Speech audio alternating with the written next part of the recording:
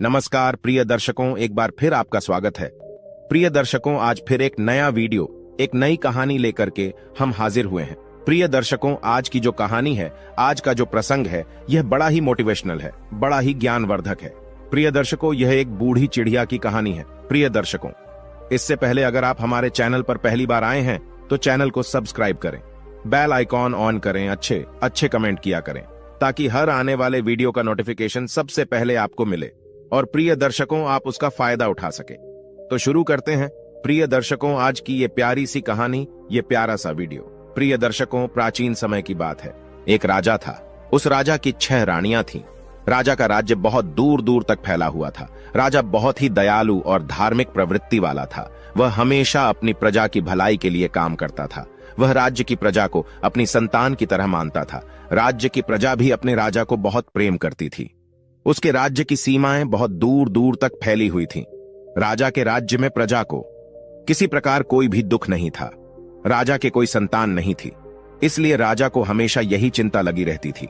संतान प्राप्ति के लिए राजा एक एक करके 6 शादियां कर चुका था, परंतु अभी तक किसी भी रानी से उन्हें संतान की प्राप्ति नहीं हुई। राजा घर में पूजा पाठ करने के साथ ही राज्य के सभी मंदिरों में जा जाकर पूजा पाठ करवाते, यज्ञ करवाते और दान धर्म करते, लेकिन फिर भी रानियां मां नहीं बन पाईं। जैसे जैसे समय बीतता जा रहा था, राजा की निराशा भी बढ़ती जा रही थी और एक समय ऐसा आया कि राजा बहुत दुखी रहने लगा। राजा के दुख से राज्य की प्रजा भी दुखी थी। उन्हें भी राजा के समान ही प्रजापालक और उत्तराधिकारी पाने की कामना थी, जो पूरी नहीं हो रही थी। उस राज्य के लोग सदा ईश्वर से उनके लिए मन से कामना करते और प्रार्थना करते हैं कि राजा के यहाँ कम से कम एक पुत्र तो जरूर पैदा हो जाए जो उनके राज्य का आने वाला राजा बने। इसलिए उनकी प्रजा भी देवी देवताओं की आराधना करती थी, देवताओं से मनौतियां मांगती थी। राजा ने बहुत प्रयास किए, कुछ भी नहीं छोड़ा। पीर, फकीर, साधु, सन्यासी सबकी सेवा करते थे, परंतु अभी तक किसी का भी दिया हुआ आशीर्वाद राजा को नहीं फला था। एक दिन की बात है, राजा जंगल में शिकार करने के लिए निकले। शिकार करते समय वह एक हिरण का पीछा करते करते जंगल में काफी दूर निकल गए। हिरण तो उन्हें मिल नहीं पाया। वह हिरण न जाने कहां छुप गया था। राजा काफी देर तक हिरण को जंगल में इधर उधर ढूंढते रहे, लेकिन वह हिरण उन्हें कहीं नहीं मिला। काफी देर तक इस प्रकार घूमते घूमते राजा को प्यास लग गई थी। राजा अपने रास्ते से भी भटक चुके थे, फिर भी घोड़ा लेकर आगे बढ़े जा रहे थे। चारों दिशाओं में घनघोर जंगल ही जंगल था। अचानक उन्हें कहीं से कल कल की आवाज सुनाई पड़ी। राजा ने सोचा कि लगता है शायद इधर कोई झरना है। झरने की आवाज सुनते सुनते राजा उसी आवाज की दिशा में चलने लगे। कुछ दूर आगे जाने के बाद राजा को वे झरना दिखाई दे गया। झरने पर पहुंचकर राजा अपने घोड़े से नीचे उतरे और जैसे ही वह पानी पीने लगे, अचानक उन्हें वहां एक आवाज सुनाई दी। आप कौन हैं? क्या आपको दिखाई नहीं देता कि मैं यहां नहा रही हूं? आप यहां कैसे आ गए? राजा ने चौंक कर पीछे मुड़कर देखा। सचमुच अपनी प्यास के आगे उन्हें दिखाई नहीं दिया। एक लड़की झरने में नहा रही थी। उन्होंने जल्दी से अपनी आंखें दूसरी तरफ फेर ली और कहा, मुझे बहुत प्यास लगी थी, इसलिए मैं पानी पीने आ गया। मुझे क्षमा करें, मैंने आपको नहीं देखा। यदि आप बुरा नहीं माने तो मैं पानी पी लूं और फिर मैं यहां से चला जाऊंगा। वैसे भी मैं रास्ता भटक गया हूं। आप कौन हैं और इस घने जंगल में अकेली कैसी है? राजा के प्रश्न का उत्तर देते हुए वे लड़की कहने लगी, मैं यही पास के गांव में रहती हूं, रोज यहां आती हूं और इसी झरने में नहाती हूं। यह झरना और नदी जंगल के बीच में है, इसलिए यहां कभी कोई नहीं आता। मैं तो निश्चिंत होकर नहा रही थी। मुझे नहीं पता था कि आप यहां आ जाएंगे। मेरी तरफ पीठ करके पानी पी लीजिए और थोड़ी देर और रुक जाइए। थोड़ी देर में मैं आपको रास्ता बता दूंगी। राजा पानी पीकर वहां से कुछ दूर जाकर एक पेड़ की छांव में उधर की तरफ पीठ करके खड़ा हो गया।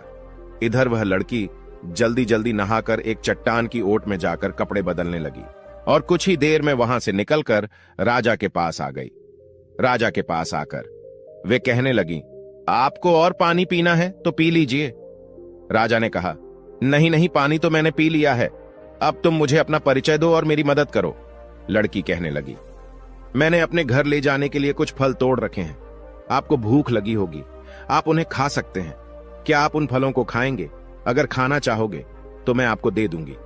ये कहकर वह लड़की राजा का जवाब सुने बिना ही टोकरी में बंधे हुए फल निकालकर झरने के पानी में धोकर खाने के लिए राजा को देने लगी। राजा लगातार मंत्र मुक्त होकर उसे देख रहा था। राजा देखता है, उसने बहुत सलीके से पत्ते पर फल रखे। राजा उन फलों को लड़की से ले लेता है और उस लड़की से पूछता है, क्यों तुम नहीं खाओगी? लड़की कहती है, नहीं, आप अतिथि हैं, आप खाइए। फल खाते हुए राजा ने लड़की से कहा कि अभी तक आपने अपने बारे में कुछ नहीं बताया है, मैं तुम्हारे बारे में भी जानना चाहता हूं। लड़की कहती है, मेरा नाम रूपा है, मैं यही पास के गांव में रहती हूं। मेरे गांव का नाम कौरसी है। मेरे परिवार में सिर्फ मेरी मां है। हम लोग जंगल से फल और लकड़ियां ले जाते हैं और उसी को बेचकर अपना गुजारा कर लेते हैं। घर के पास थोड़ी सी जमीन है, हम लोग उसमें कुछ अनाज और सब्जियां उगा लेते हैं, जिससे हमारा खर्चा चल जाता है। इसके बाद उस लड़की ने कहा कि मैंने तो अपने बारे में आपको सब कुछ बता दिया है, अपने बारे में भी आप कुछ बताइए, आप कौन हैं? राजा ने एक पल के लिए कुछ सोचा और फिर बोला कि जब मैं अगली बार मिलने आऊंगा तब बताऊंगा। इसके बाद रूपा ने राजा को रास्ता बता दिया। राजा अपनी राजधानी जाने से पहले रूपा से कहने लगा, रूपा, तुमने यह तो बताया ही नहीं कि मैं तुम्हें दोबारा कहां मिल सकता हूं? रूपा कहने लगी, आप मुझसे क्यों मिलना चाहते हैं?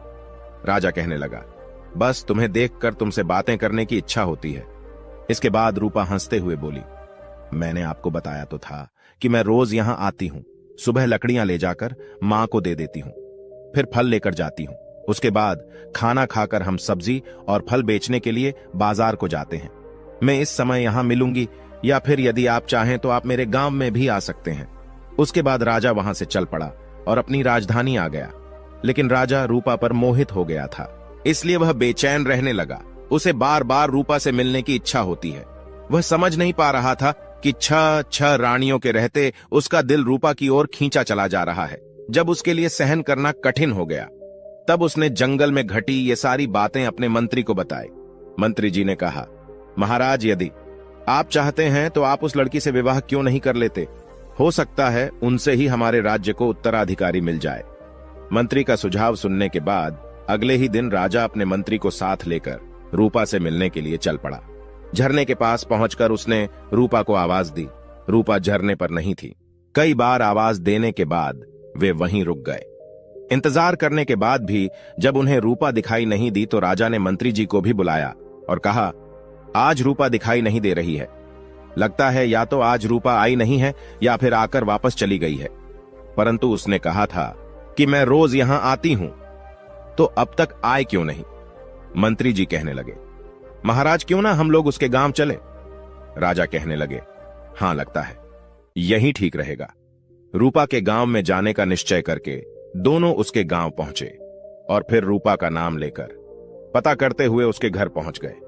उन्हें देखकर गांव के लोग रूपा का घर दिखाने के लिए उनके साथ चल पड़े। वहां पहुंचकर राजा ने देखा तो उसे वहां रूपा की झोपड़ी के बाहर कोई भी दिखाई नहीं दिया। रूपा चुपचाप अपनी झोपड़ी में बैठी हुई थी। राजा ने आवाज लगाई, रूपा, तुम क्या कर रही हो? बाहर आओ, देखो मैं तुमसे मिलने आया हूं। मैंने झरने के पास तुम्हारी बहुत प्रतीक्षा की, परंतु क्या आज तुम फल लेने नहीं गई थी? आवाज सुनकर रूपा बाहर आई।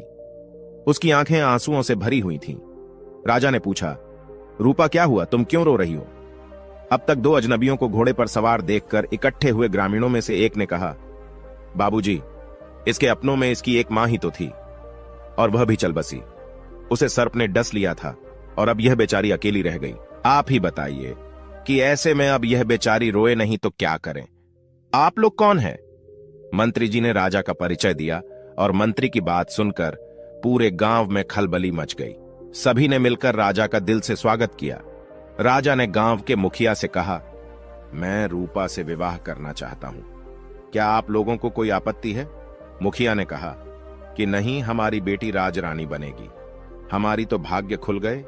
ये गांव अब आपका ससुराल होगा, इससे अधिक हमें और क्या चाहिए? गांव वालों ने जल्दी जल्दी सारी तैयारियां करके राजा और रूपा का विवाह करवा दिया। राजा ने रूपा को नया नाम दिया, राजलक्ष्मी। राजा और मंत्री जी नई रानी राजलक्ष्मी को लेकर अपनी राजधानी वापस जाने के लिए तैयार थे। गांव वालों ने रूधे गले और नम आंखों से गांव की बेटी रूपा को विदा किया। राजलक्ष्मी राजा के साथ अपनी ससुराल राजमहल में आ गई। राजा की नई रानी को देखकर उसकी 6 रानियां ईर्ष्या से जलकर राख हुई जा रही थीं। उन्होंने मन से दुखी होने के बाद भी अपने आप को खुश दिखाते हुए राजलक्ष्मी का स्वागत किया। अब तो राजा का अधिकांश समय राजलक्ष्मी के साथ ही व्यतीत होता था। लक्ष्मी भोली भाली और मासूम दिल की थी। वह अपनी सौतनों के मन में छुपी हुई अपनी प्रति ईर्ष्या को पहचान नहीं पा रही थी। वह नहीं जानती थी कि उसकी सौतनें उससे कितनी नफरत करती हैं। वह उन्हें अपनी बड़ी बहनों की तरह सम्मान देती थी। राजलक्ष्मी साथ राजा के विवाह को भी काफी समय बीत गया, लेकिन फिर भी उन्हें कोई संतान नहीं हुई। एक बार एक सन्यासी महाराज उस राज्य से गुजर रहे थे। वह सन्यासी उस इलाके में बहुत ही प्रसिद्ध थे। जब मंत्री जी को सन्यासी जी महाराज के बारे में पता लगा तो वह राजा के पास आया और बोला कि महाराज, वह सन्यासी बहुत ही बड़े महात्मा है, क्यों नहीं एक बार उन्हें राज दरबार में बुलाकर उनसे इस परेशानी का हल पूछा जाए। राजा मंत्री की बात से सहमत हो गए और उन्होंने उसे कहा कि सन्यासी महाराज को आदर से महल में बुलाया जाए। जब महात्मा महल पहुंचे तो राजा ने उनका बहुत आदर सत्कार किया और उन्हें अपनी परेशानी के बारे में बताया। राजा ने अपनी सभी रानियों को भी राज दरबार में ही बुला लिया। महात्मा ने उस समय कुछ भी न कहते हुए महाराज से कुछ दिन के लिए महल में रुकने की आज्ञा मांगी, जिसे राजा ने खुशी खुशी स्वीकार कर लिया और अपने सेवकों को आज्ञा दी कि महात्मा जी का उचित प्रबंध किया जाए। राजा ने अपनी सभी रानियों से भी कहा कि महात्मा जी का पूरा आदर सत्कार होना चाहिए। बड़ी 6 रानियां ने महात्मा के फटे पुराने कपड़े देखे। उन्हें अच्छा नहीं लगा।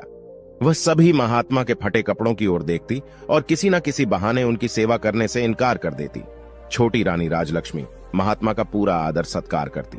शायद जंगल में पली बढ़ी होने के कारण उसे इस बात का कोई घमंड नहीं था कि वह इस राज्य की रानी है। उसने मन लगाकर महात्मा की सेवा की। कुछ दिनों बाद महात्मा जाने के लिए तैयार हो गए। जाने से पहले उन्होंने सभी को आशीर्वाद दिया। अंत में सबसे छोटी रानी राजलक्ष्मी को अपने पास बुलाकर बोले, तुमने मेरी बहुत सेवा की है, मेरा बहुत ध्यान रखा है। बहुत जल्दी तुम्हें संतान की प्राप्ति होगी। इस महल में बच्चों की आवाज सुनाई देगी।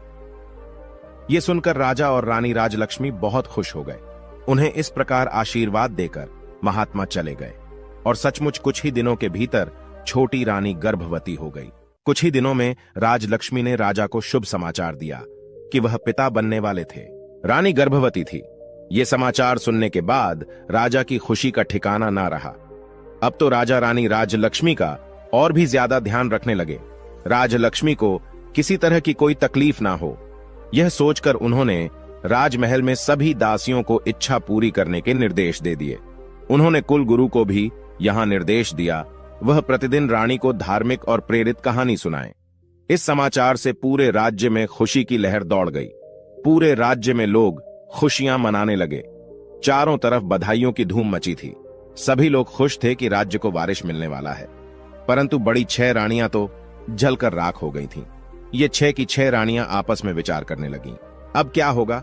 अब तो सब यही सोच रही थी कि छोटी रानी तो पहले ही राजा को बहुत प्यारी है। बच्चा होने के बाद तो इसका और अधिक ध्यान रखा जाएगा, यही पटरानी हो जाएगी। उसके बाद हम सभी का तो कोई महत्व ही नहीं रह जाएगा और ये हमें दासी की तरह समझेंगी। इस तरह से वे आपस में सलाह करके हमेशा रानी राजलक्ष्मी को परेशान करने का प्रयास करती, परंतु उनका कोई भी प्रयास सफल नहीं हो पाता था। कभी कुलगुरु के लोग रास्ते में आ जाते तो कभी प्रजा और कभी दासियां, कभी स्वयं राजा ही उनके रास्ते की रुकावट बन जाते।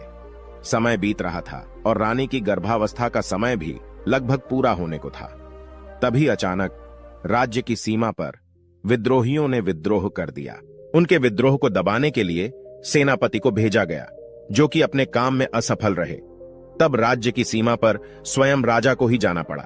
राजा ने अपनी बड़ी रानी को छोटी रानी राजलक्ष्मी की उचित देखभाल करने का निर्देश दिया और विद्रोह को दबाने के लिए सेना लेकर महल से निकल पड़े। राजा के जाते ही सभी बड़ी रानियों को सुनहरा अवसर मिल गया था। अब वे छोटी रानी को गलत बातें बताती रहती और छोटी रानी से वैसे ही काम करवाती, जिससे उनके घर को नुकसान पहुंचे। एक बार कुलगुरु आते और पाठ करके चले जाते। कुलगुरु छोटी रानी को धैर्य बधाते और उनसे मधुर बातें करते हुए बच्चे के लिए आवश्यक सावधानियां बतलाकर चले जाते। रानी राजलक्ष्मी समझ नहीं पा रही थी कुलगुरु और बड़ी रानियों की बातें अलग अलग क्यों हैं, आखिर सही कौन है। दोनों की बातें एक दूसरे से बिल्कुल विपरीत है। बेसोचती कुलगुरु तो पुरुष है और रानियां तो महिलाएं हैं। महिलाओं की बातें पुरुष कहां समझ पाएंगे, इसलिए जो बड़ी रानियां कहती हैं वही सही है। उसे यही लगता कि बड़ी रानियां गलत तो नहीं बोलेगी, इसलिए वे आंखें बंद करके बड़ी रानियों की हर बात मानती रहीं। एक दिन रानी को प्रसव पीड़ा शुरू हो गई। उसने बड़ी रानी से कहा कि दीदी, मुझे बहुत तकलीफ हो रही है, कुछ उपाय करें। प्रसव कैसे होगा, समय पूरा हो गया था। बड़ी रानी के मन में बहुत ज्यादा ईर्ष्या हो रही थी। वे सोच रही थीं कि अभी से इसका इतना ध्यान रखा जाता है, बच्चे पैदा होने के बाद न जाने कितना ज्यादा आदर होगा। ये सोचकर बड़ी रानी छटपटा रही थी। लेकिन छोटी रानी को इस प्रकार मदद मांगते देखकर उसके मन में तरह तरह के षड्यंत्र पैदा होने लगे। उसने बहुत मीठे शब्दों में छोटी रानी से कहा, तुम चिंता मत करो, मैं कुछ करती हूं, मैं दाई को बुलाती हूं।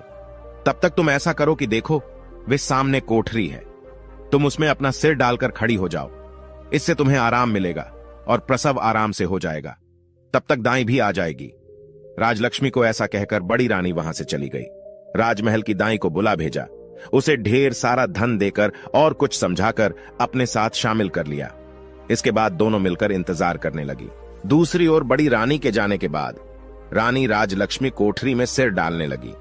कोठरी ऊंची होने के कारण रानी का सिर कोठरी के अंदर नहीं पहुंच सका। ये देखकर वे सोचने लगी कि अब वह क्या करें। उसने कभी किसी का प्रसव होते हुए देखा नहीं था, इसलिए कुछ जानती नहीं थी। तभी उसने सामने एक पानी का घड़ा देखा और सोचा कि यहां पर यह जो पानी पीने का घड़ा रखा है वह भी तो मिट्टी का ही है। मैं इसी में अपना सिर डाल देती हूं, क्योंकि बड़ी बहनों ने गलत तो कहा नहीं होगा, जरूर प्रसव का यही तरीका होता होगा। वह घड़े से पानी फेंककर उसी में अपना सिर डालने लगी। उसके सिर घड़े के अंदर भी नहीं जा रहा था। आंखें बंद किए हुए घड़े के ऊपर सिर रखकर वहीं पास में बैठ गई और दर्द के कारण चिल्लाती रही। लेकिन उसे देखने वाला वहां पर कोई नहीं था। दूसरी तरफ बड़ी रानी और दूसरी रानियों ने अपनी विश्वास पात्र दाई से कहा कि तुम छोटी रानी के कमरे के बाहर जाकर खड़ी रहो और देखती रहो कि वहां कोई दूसरा जा नहीं पाए। दाई कमरे के बाहर खड़ी हो गई। छोटी रानी पीड़ा से कराह रही थी। भगवान की कृपा से छोटी रानी ने एक एक करके 7 बच्चों को जन्म दिया। उनमें 6 लड़के और 1 लड़की का जन्म हुआ। बहुत ज्यादा पीड़ा के कारण रानी बेहोश हो गई और घड़े के पास ही लुढ़क गई। ये देखकर दाई ने अपनी बड़ी रानी को बुलाया और सभी बच्चों को उन्हें दिखाया। बड़ी रानी के साथ सभी छोटी रानियां भी वहां आ चुकी थीं।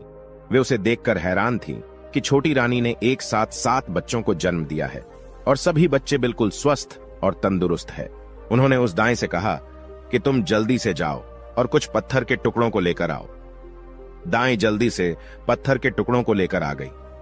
उसके बाद रानी ने दाई से कहा कि तुम यहां से इन सभी बच्चों को ले जाओ और जंगल में ले जाकर इन्हें मारकर जमीन के नीचे दफन कर देना। हमने जो तुमसे सोने और चांदी के सिक्के देने का वादा किया है वह बहुत जल्दी ही तुम्हें मिल जाएंगे। दाई बहुत खुश हो गई और वह सभी बच्चों को लेकर वहां से चली गई। उसके जाने के बाद सभी रानियों ने मिलकर वहां से बच्चों के होने के सारे निशान साफ कर दिए। बच्चों के स्थान पर उन्होंने पत्थर के टुकड़े वहां रख दिए। घड़े को तोड़कर उसके टुकड़े भी वहां पर छोड़ दिए और इसके बाद सभी रानियां अपने कमरे में आ गईं। थोड़ी देर बाद ही दाई वापस वहां उनके पास पहुंच गई। बड़ी रानी ने उससे पूछा, क्या हुआ? क्या तुमने उन्हें मारकर जमीन में दबा दिया है? दाई के हां कहने पर सभी रानियां बहुत खुश हुईं और उन्होंने उसी समय उसे इनाम के रूप में बहुत सारे सोने और चांदी के सिक्के देकर विदा किया। इस प्रकार अपना सारा काम पूरा करने के बाद सभी रानियां राजलक्ष्मी के पास आई और उसके ऊपर पानी के छींटे मारकर छोटी रानी को होश में लाए। होश में आने के बाद रानी बहुत कमजोरी महसूस कर रही थी। उसने बड़ी रानियों से पूछा कि मेरे बच्चे कहां हैं और मुझे लड़का या लड़की क्या हुआ है? पास में पड़े पत्थरों की ओर इशारा करते हुए रानियों ने कहा कि यह देखो, तुमने इन पत्थरों को जन्म दिया है। छोटी रानी राजलक्ष्मी ये सुनकर आश्चर्यचकित हैं। ऐसा कैसे हो सकता है कि मैंने ईंट और पत्थरों को जन्म दिया है? छोटी रानी के पास ईंट और पत्थर के टुकड़े पड़े हुए थे। उसने रोते हुए कहा कि पत्थर, ऐसा कैसे हो सकता है? नहीं, यह नहीं हो सकता। बच्चा तो जरूर हुआ होगा। बड़ी रानियों ने कहा, तो क्या हमने उसे कहीं छुपा दिया है? यही तो है जिसे तुमने जन्म दिया है। लो, अब तुम इन्हें संभाल कर रखो। ऐसा कहकर उन्होंने सारे और पत्थर के टुकड़ों को एक थैली में भर दिया। अब उन्हें राजा के आने की प्रतीक्षा थी। छोटी रानी बहुत ही आश्चर्यचकित और परेशान थी। मैं समझ नहीं पा रही थी कि ऐसा कैसे हो सकता है। जल्दी ही सभी रानियों ने यह बात पूरी महल में फैला दी कि छोटी रानी ने बच्चों के बदले ईंट पत्थरों को जन्म दिया है। कुछ समय बाद राजा भी युद्ध जीतकर अपने नगर को वापस आ गए। उनके स्वागत में भव्य तैयारियां की गईं, परंतु लोगों के चेहरे पर खुशी नहीं दिख रही थी जिसकी उन्होंने कल्पना की थी। उनको बड़ा आश्चर्य हुआ। अब राजा राजभवन में आए तो पटरानी सहित सभी रानियों ने उनका स्वागत किया। छोटी रानी का चेहरा उदास था, परंतु दूसरी रानियां बहुत खुश दिखाई दे रही थीं। राजमहल में ऐसा माहौल देखकर राजा को बहुत आश्चर्य हुआ। छोटी रानी का उदास मुख देखकर उन्होंने पूछा, रानी राजलक्ष्मी, क्या बात है? आप दुखी नजर आ रही हैं। इस पर छोटी रानी राजलक्ष्मी के कुछ भी कहने से पहले ही बड़ी रानी ने जवाब दिया कि महाराज, वे दुखी कैसे नहीं रहे, इनका भेद जो खुल गया है। जब राजा को कुछ समझ नहीं आया तो उसने बड़ी रानी से पूछा, आपका यह सब कहने का क्या मतलब है? रानी बताइए तो सही, क्या हुआ? रानी का प्रसव हुआ या नहीं? राजा की बड़ी रानी जो पटरानी थी, उसने झूठे दुख का दिखावा करते हुए कहा, महाराज, हम तो छल्ले गए, हमें तो बहुत बड़े धोखे में रखा गया।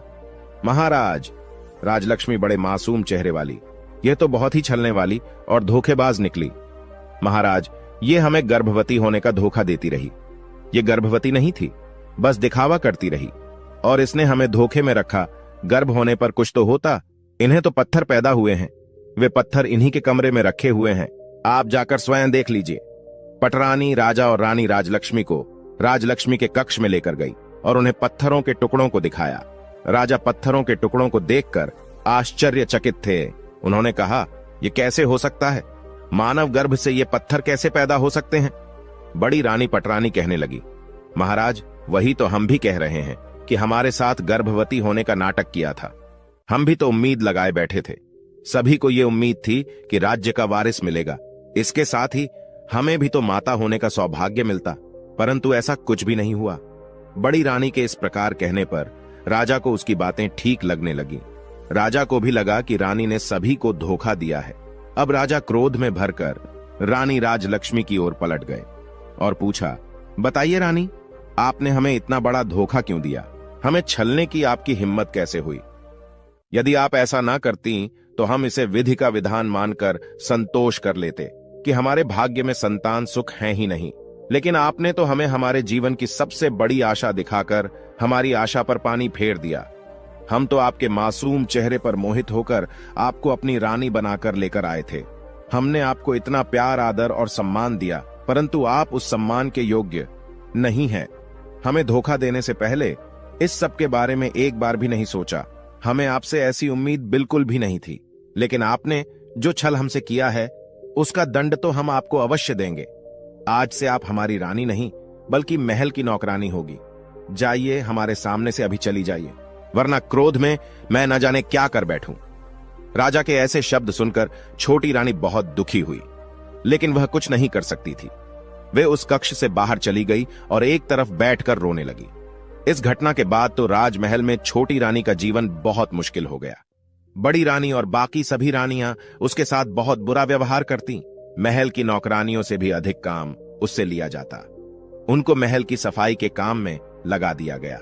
रानी दुखी बहुत हो गई और उसके दुख हर गुजर रहे दिन के साथ बढ़ते ही जा रहे थे। पर वह सब कुछ सहने के अलावा क्या कर सकती थी? उनके पास कोई ऐसा सबूत नहीं था जिससे वह अपनी गर्भावस्था को प्रमाणित कर पाती। वह जानती थी कि सच में गर्भवती थी। उन्हें यह आश्चर्य होता था कि उनके बच्चों का क्या हुआ। कई बार उनके मन में इच्छा होती कि वह राजमहल को छोड़कर अपने गांव चली जाए और अपनी पुरानी दिनचर्या आरंभ करें। अब उसे अपनी पुरानी जिंदगी की बहुत याद आती, परंतु ये सोचकर अपना विचार बदल देती कि उसके रानी बनने पर उसके गांव वाले कितने खुश थे। वह सोचती, अब मैं वहां जाकर किस मुंह से अपने दुर्भाग्य की कथा उन्हें कहूं। समय बीतता रहा और काफी समय के बाद एक दिन जब राजा दरबार में बैठे राज्य कार्य में व्यस्त थे, तभी एक प्रहरी ने उनके पास आकर सूचना दी, महाराज मनसुका, गांव के प्रधान जी आपसे मिलना चाहते हैं। राजा ने ग्राम प्रधान को बुलाने की आज्ञा दे दी। मनसुखा गांव के ग्राम प्रधान ने आकर राजा को झुककर पूरे सम्मान के साथ अभिवादन किया और आदेश की प्रतीक्षा में खड़ा हो गया।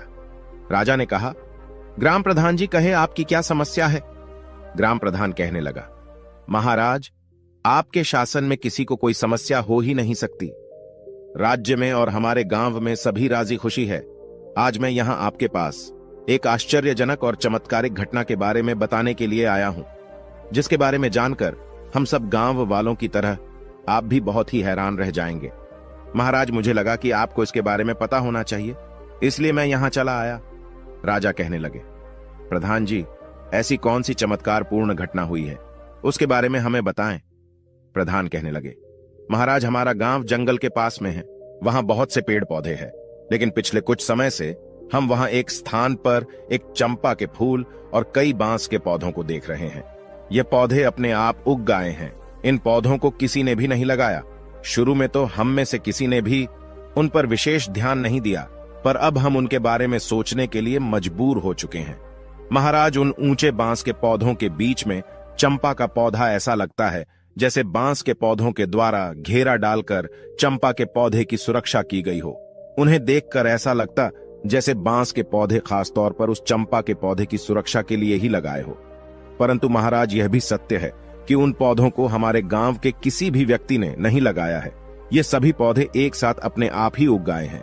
महाराज, इससे भी बड़ी आश्चर्य की बात यह है कि यह चंपा का पौधा शुरू से लगा हुआ है, परंतु किसी के भी तोड़ने से इसका फूल टूटता नहीं है। चंपा के पौधे से जो फूल नीचे गिरते हैं, हम उन्हें उठा लेते हैं। वह फूल बहुत ही सुगंधित है। परंतु महाराज, यदि कोई भी व्यक्ति फूल तोड़ने के लिए अपने हाथ आगे बढ़ाता है तो चंपा के सारे फूल आकाश की तरफ काफी ऊंचे हो जाते हैं। महाराज, इतना ही नहीं, उनमें से मानव की आवाज भी आती है। चंपा और बांस के सभी पौधे आपस में मानव की बातें करते हैं। ग्राम प्रधान की ये सभी बातें सुनकर राजा आश्चर्यचकित हो गए। राजा के साथ साथ सभी दरबारी भी हैरान थे। राजा ने कहा, ऐसा कैसे हो सकता है? पौधे मानव आवाज में कैसे बोल सकते हैं? ठीक है ग्राम प्रधान जी, आप हमें यह बताइए कि पौधे बातें करते हुए क्या कहते हैं। ग्राम प्रधान कहने लगे, महाराज, जब कोई भी व्यक्ति फूल तोड़ने के लिए चंपा के पौधे की ओर हाथ बढ़ाता है तो चंपा के पौधे से आवाज आती है कि बांस भैया, ये इस गांव के ग्रामीण फूल तोड़ने आए हैं, इन्हें फूल देना है या मैं लगूं आकाश। इसके बाद उन बांस के पौधों में से आवाज आती है, ना बहना लग जा आकाश। इसके बाद चंपा की डालियां इतनी ऊंची हो जाती है कि कोई भी इंसान उन तक नहीं पहुंच पाता। लंबे डंडे से भी चंपा के फूल तक पहुंचना संभव नहीं होता, परंतु प्रतिदिन सुबह के समय चंपा के फूल जमीन में बिखरे मिलते हैं, जो कि बहुत ही सुगंधित होते हैं। महाराज, आश्चर्य की बात तो यह है कि सभी ग्रामीणों ने फूल तोड़ने की बहुत कोशिश की, परंतु आज तक एक भी फूल अपने हाथों से तोड़ नहीं पाए। यहां तक कि कितनी राहगीरों ने भी और आसपास के कई गांवों के ग्रामीणों ने भी बहुत प्रयास किया, परंतु कोई भी व्यक्ति एक भी फूल नहीं तोड़ पाया। सभी असफल रहे। महाराज, अब तो सभी लोगों ने उस चंपा के पौधे को आकाश चंपा के पौधे के नाम से बुलाना शुरू कर दिया है। राजा ने ग्राम प्रधान की ये सभी बातें सुनने के बाद हैरान होकर मंत्री को आदेश दिया, मंत्री जी, आप खुद जाकर देखिए वह किस प्रकार के पौधे हैं और इसके बारे में हमें पूरी जानकारी दीजिए। मंत्री जी ने कहा, जी महाराज, मैं स्वयं जाकर देखता हूं। मंत्री जी उसी समय ग्राम प्रधान को लेकर दरबार से बाहर निकल गए। राजा और सारे दरबारी आश्चर्य में पड़े। ये सब सुन और देख रहे थे, वह समझ नहीं पा रहे थे आखिर सच्चाई क्या है। वहां से जाने के बाद राजा भी यह सोचकर अपने राज्य कार्य में व्यस्त हो गए कि मंत्री जी गए हैं, वे सब कुछ पता लगाकर आ जाएंगे।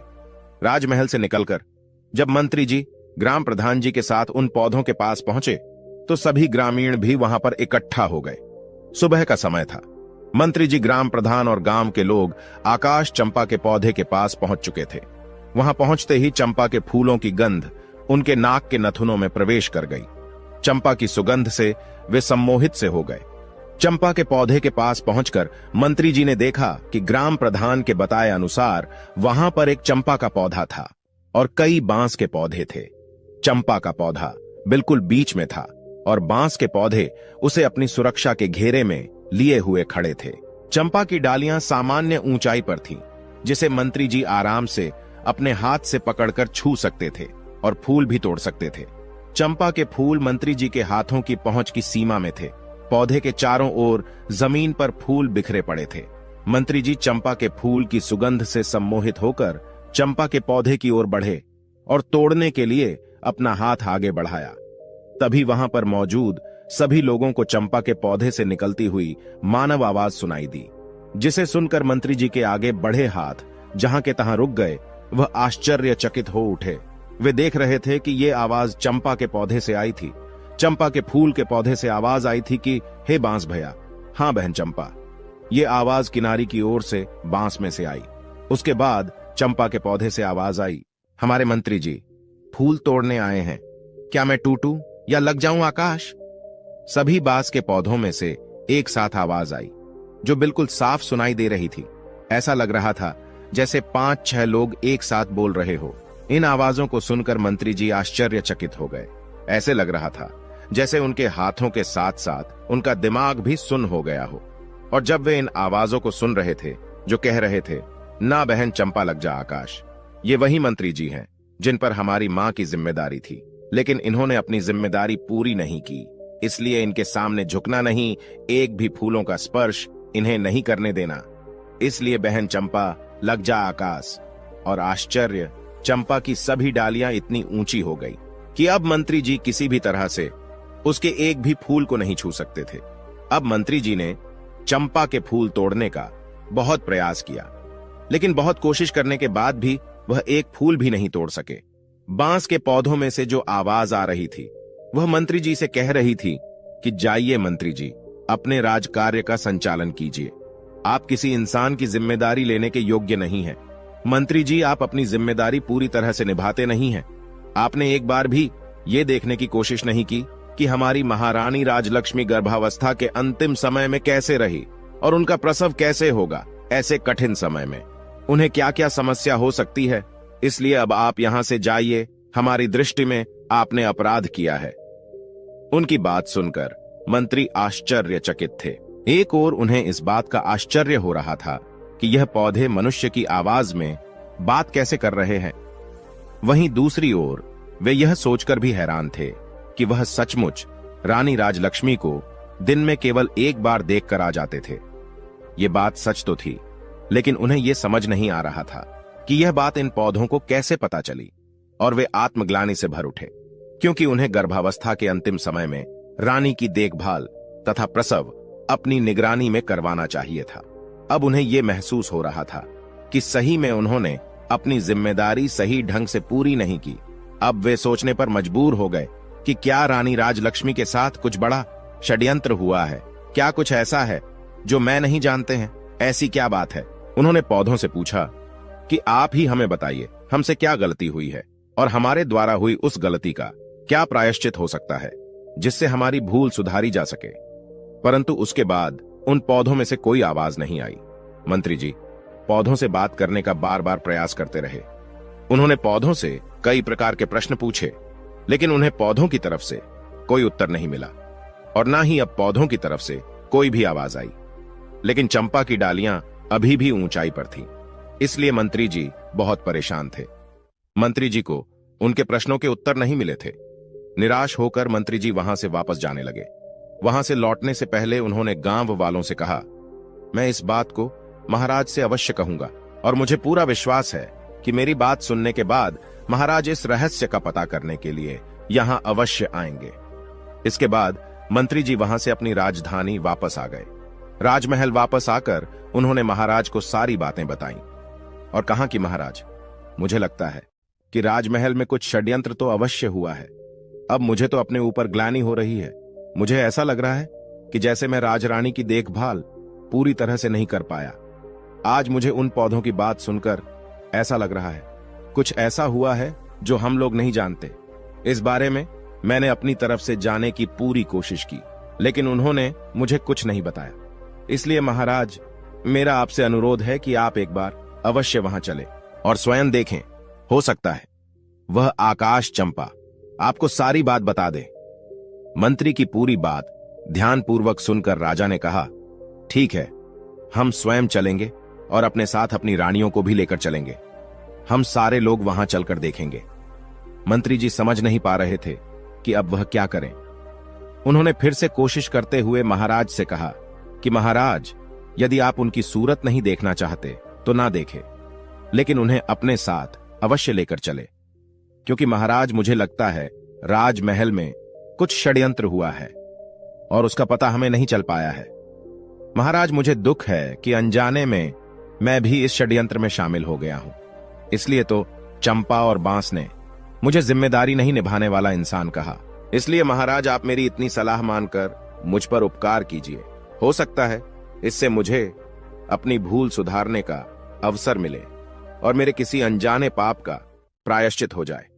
मंत्री की भावनाओं को समझते हुए महाराज ने कहा कि ठीक है मंत्री जी, अगर आप उन्हें साथ ले जाना चाहते हैं तो ले जा सकते हैं, लेकिन इतना ध्यान रहे कि वह मेरी नजरों के सामने ना आने पाए। इस प्रकार राजा और मंत्री के बीच चंपा के पास जाने का दिन और समय तय हो गया। राजा और मंत्री के वहां जाने की तैयारी होने लगी।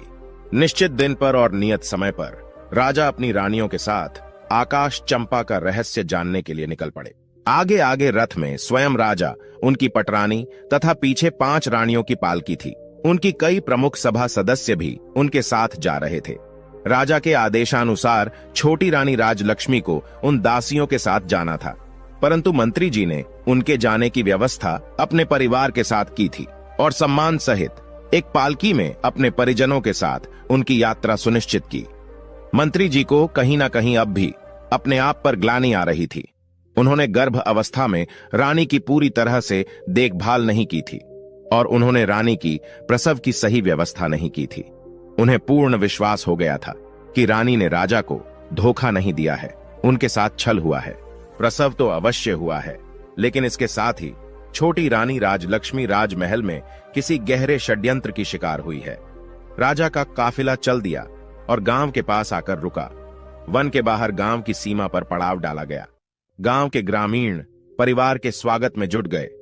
अगले दिन प्रातःकाल यह काफिला आकाश चंपा के पास पहुंचा और सभी लोग उनके चारों ओर घेरा डालकर बैठ गए। आज भी आकाश चंपा के फूल जमीन पर बिखरे हुए थे और उनमें से निकल रही मनमोहक सुगंध हवा पूरे वातावरण को सुगंधित कर रही थी। चंपा की सुगंध से वहां उपस्थित सारे लोग उल्लासित थे। अब राजा भी आकर चंपा के रहस्य को जानने के लिए बेताब थे। सभी रानियां राजा के पास बैठी थीं, परंतु सिर्फ छोटी रानी राजलक्ष्मी उनके पास न बैठकर मंत्री जी की पत्नी के साथ बैठी थी। तभी पटरानी ने महाराज से कहा, महाराज, यदि आपकी आज्ञा हो तो मैं कुछ फूल ले लूं। राजा ने कहा, हां रानी साहिबा, क्यों नहीं, आप अवश्य फूल तोड़िए। तभी दूसरी रानी ने कहा, महाराज, मेरी भी फूल तोड़ने की बहुत इच्छा हो रही है। इनकी सुगंध इतनी अच्छी है कि मैं अपने आप को रोक नहीं पा रही हूं। आप आदेश दे तो मैं भी कुछ फूल ले लूं।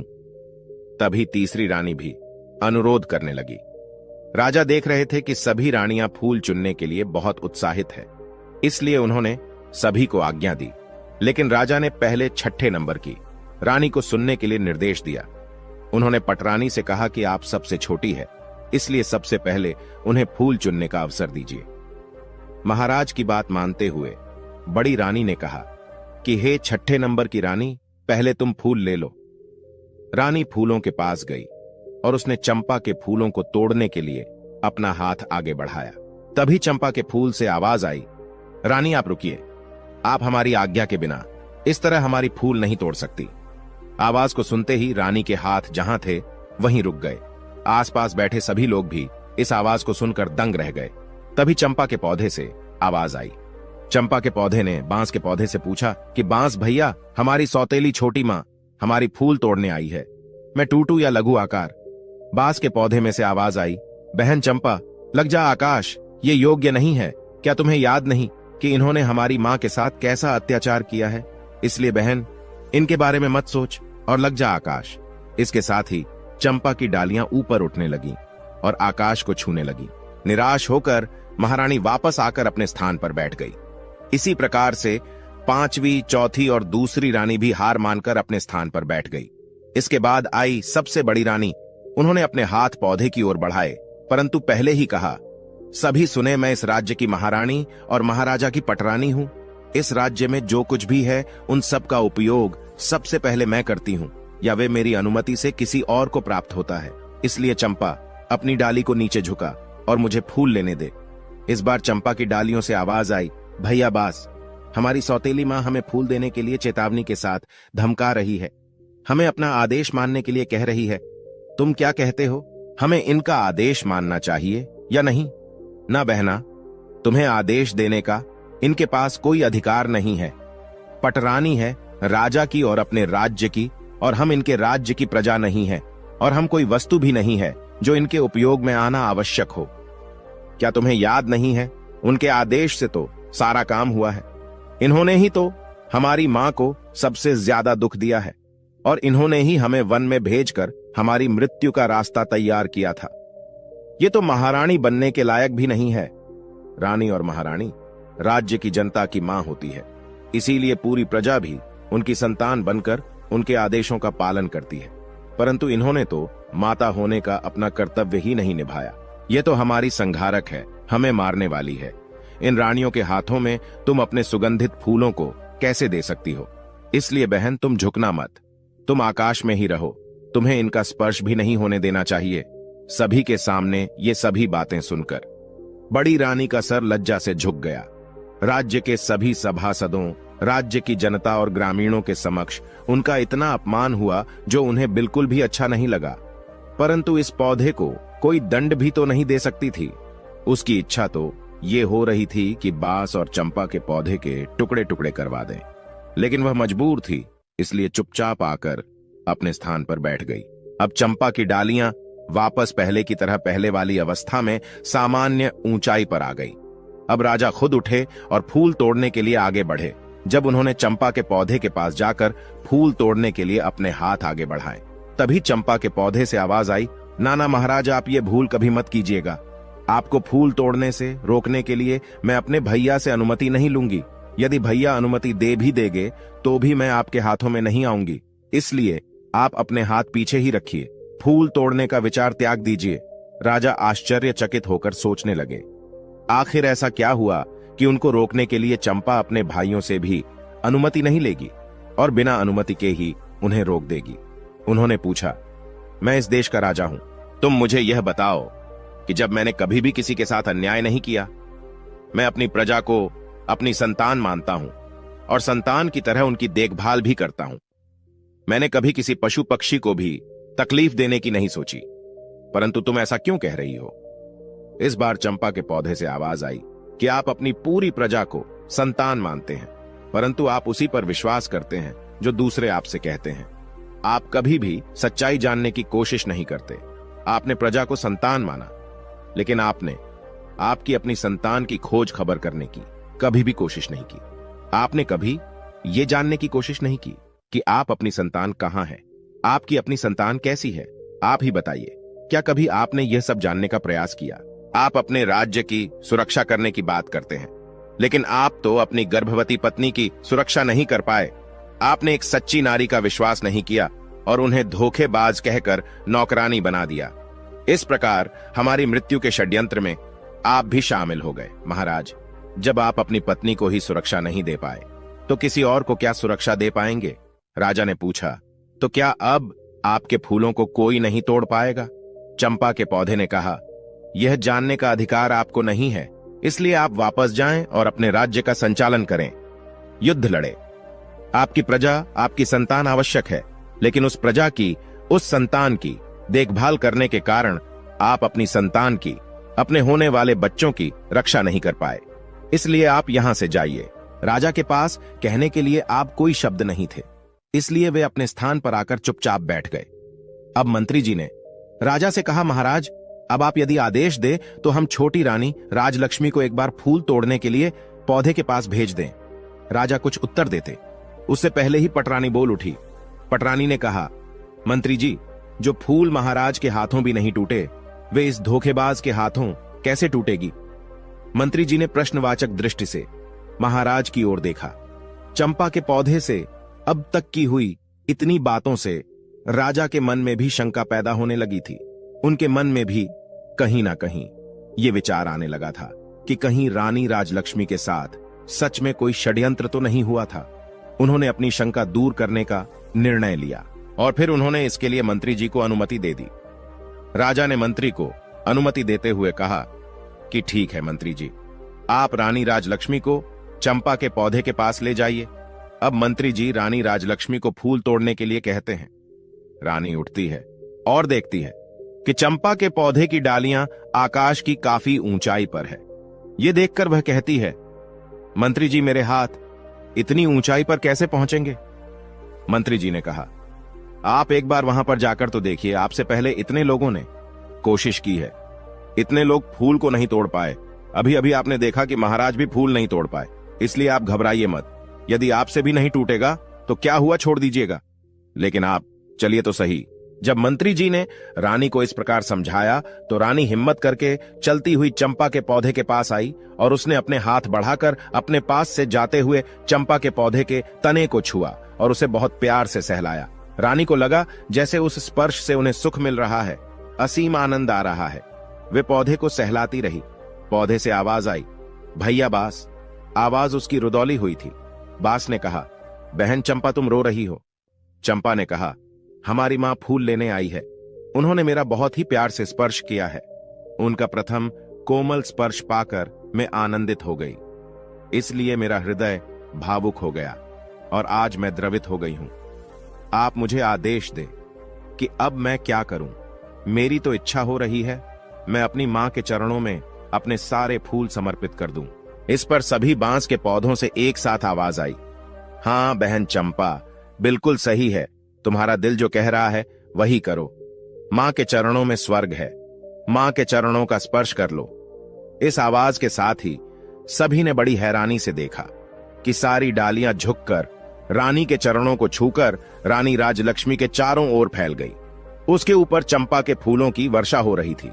रानी राजलक्ष्मी के सर से पांव तक चंपा के बारे पुष्प भरे हुए थे और रानी आंसू बहाते हुए चंपा की डालियों को अपने हाथों से पकड़े हुए सहलाती हुई जा रही थी।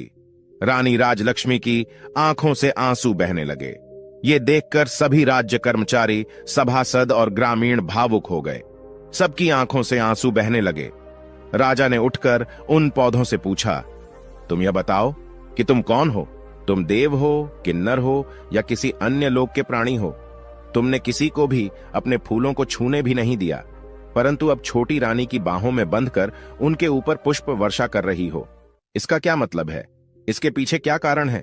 मुझे बताओ, इसके बारे में विस्तार से जानना चाहता हूं। इस बार चंपा ने कहा, राजन, मैं और ये 6 बास आपकी और छोटी रानी की ही संतान है। हम 7 भाई बहनों का जन्म एक साथ हुआ था। मुझसे बड़े 6 भाई और मैं सबसे छोटी बहन थी। हमारे जन्म के समय हमारी मां प्रसव के समय बहुत अधिक पीड़ा में थी। हमारी मां ने आपकी पटरानी और इस राज्य की महारानी से अपनी सहायता करने के लिए निवेदन किया, तो पटरानी ने हमारी मां को कोठी में मुंह में डालकर खड़ी हो जाने के लिए कहा था। वह कोठी बहुत ऊंची थी। ऊंची होने के कारण मेरी मां ने जो पानी पीने का घड़ा था उसमें अपना सिर डालने की कोशिश की, लेकिन उस घड़े का मुंह भी छोटा होने के कारण उनका सिर तो अंदर नहीं गया, परंतु वह घड़े के ऊपर सर रखकर दर्द से कराती रही। उनकी परेशानी को देखने के बाद भी उनकी सहायता किसी ने नहीं की। ईश्वर की कृपा से हम 7 भाई बहन का जन्म उसी अवस्था में हो गया। महारानी ने तो सोचा था हमारी मां अपने सिर को कोठी में रखेगी और ऊंचाई से हमारा जन्म होगा और ऊंचाई से गिरने के कारण हम बच्चों की मृत्यु हो जाएगी, परंतु ऐसा नहीं हो सका और हम सब जीवित रहे। परंतु मां उस अवस्था में दर्द से बेहोश होकर भूमि पर गिर पड़ी थी। तब महारानी ने एक दाई को बुलाया। महारानी ने उसे दाई को धन का लालच देकर हमें मारकर जंगल में जमीन में दबाने के लिए कहा। दाई को भेजने के बाद कुछ पत्थरों के टुकड़ों को वहां हमारी मां के पास रख दिया, जिससे हमारी मां को कभी पता नहीं चला कि हम लोगों ने जन्म लिया था। वो कभी भी समझ नहीं पाई कि उनके बच्चे आखिर गए तो कहां गए। आपने भी दूसरों की बातों पर विश्वास करते हुए उन्हें धोखेबाज कहा। इसके बाद राजा ने उनसे पूछा कि जब दाई तुम लोगों को मारकर जमीन में दबा दिया था तो फिर तुम लोग पौधे कैसे बन गए? इस पर चंपा कहने लगी, महाराज, ईश्वर की लीला बड़ी विचित्र है। जब दाई हमें लेकर आई तो अचानक जोरों की आंधी आ गई। वे दाई हमें मारकर राजमहल के बगीचे में ही दबाना चाहती थी, परंतु राजमहल के बगीचे में ऐसा करते हुए कोई देख ना ले, इसी डर की वजह से वह हमें लेकर इस वन में चली आई। यहां आने पर जब मैं कुदाल से मिट्टी खोद रही थी तभी आकाश मार्ग से परियों की रानी अपनी सखियों के साथ वन भ्रमण के लिए आ रही थी। उनकी दृष्टि हम पर पड़ी तो उन्होंने हमें उठा लिया और उनकी शक्तियों के असर से बहुत जोर की आंधी चल पड़ी। दाई हमें खोजती रह गई। हमारे नहीं मिलने पर उसने सोचा शायद हम भयंकर आंधी में कहीं उड़ गए हैं, इसलिए महल में जाकर उसने महारानी से झूठ बोल दिया। उसने हमें मारकर जमीन के अंदर दबा दिया है, क्योंकि उसे डर था कि सच्चाई जानकर महारानी उसे मरवा देंगी। दाई के वहां से जाने के बाद परियों की रानी ने मेरे भाइयों को बांस में बदल दिया और मुझे चंपा के फूल का पौधा बना दिया। उनकी कृपा से हमें सभी बातें याद हैं और हम सभी को पहचान कर उनके अनुसार अपना व्यवहार कर पा रहे हैं और मानव की आवाज में बोल पा रहे हैं। राजा कहने लगा, तो क्या तुम लोग अपने असली रूप में नहीं आ सकते? चंपा कहने लगी, महाराज, हम अपने असली रूप में आ सकते हैं अगर हमारी मां सभी बांस से एक एक पत्ती और मेरे पौधे से एक पत्ती ले। फिर इन सभी 7 पत्तियों को गोलाई में रखकर परियों की रानी का नाम लेकर प्रार्थना करेंगी और कहेंगी, हे परी रानी, मेरे बच्चे मुझे वापस कर दो, तो हम सभी पुनः अपने असली रूप में आ जाएंगे।